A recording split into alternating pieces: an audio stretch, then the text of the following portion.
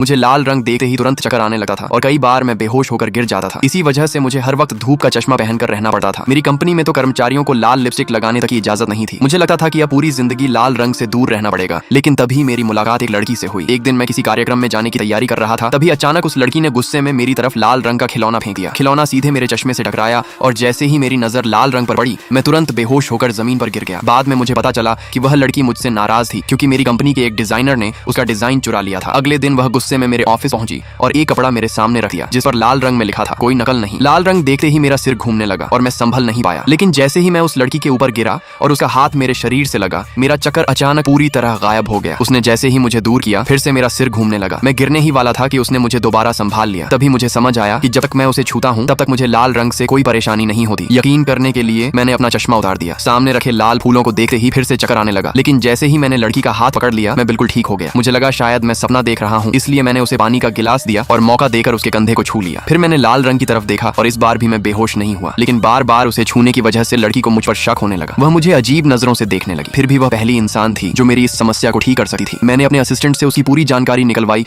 और अलग जगह पर दोबारा इसे आजमाने का फैसला किया। मैंने जानबूझकर लाल रंग का ड्रिंक तैयार करवाया। लड़की के आते ही मैंने उसे वह ड्रिंक दिया, उसका हाथ पकड़ा और अपना चश्मा उतार दिया। जैसा मैंने सोचा था, उसके पास रहते ही मुझे लाल रंग से कोई परेशानी नहीं हुई। उसी वक्त मैंने ऐलान कर दिया कि जिसने उसका डिजाइन चुराया था, उस डिजाइनर को कंपनी से निकाल दिया जाएगा। इसके बाद मैंने लड़की को अपने साथ डिनर पार्टी में चलने का न्योता दिया। पहले तो वह बहुत खुश हुई, लेकिन जैसे ही उसे पता चला कि पूरी पार्टी में उसे मेरे साथ हाथ मिलाकर चलना होगा, वह तुरंत वहां से चली गई। खुद को ठीक करने की चाह में मैं उसके घर तक पहुंच गया और सीधे उसे $50 लाख देने की पेशकश कर दी, लेकिन उसने फिर भी मना कर दिया। आखिरकार जब मैंने उसके पसंदीदा स्टार को भी बुलाने का वादा किया, तब जाकर वह मेरे साथ डिनर पार्टी में आने के लिए तैयार हुई। लेकिन पार्टी में हमने कुछ कदम ही बढ़ाए थे कि भीड़ ने हमें अलग कर दिया। उसके मुझसे दूर होते ही मेरा सिर बुरी तरह घूमने लगा। तभी ऊपर से लाल रंग की सजावट भी गिरने लगी। मैं बेहोश होने ही वाला था कि वह लड़की भीड़ को हटाती हुई मेरे पास पहुंची और मुझे कसकर गले लगा लिया। उस पल मुझे एहसास हुआ कि शायद वह लड़की सिर्फ मेरे लाल रंग के डर को ही ठीक नहीं कर सकती थी, बल्कि मेरी जिंदगी में उससे भी कहीं ज्यादा खास बन सकती थी।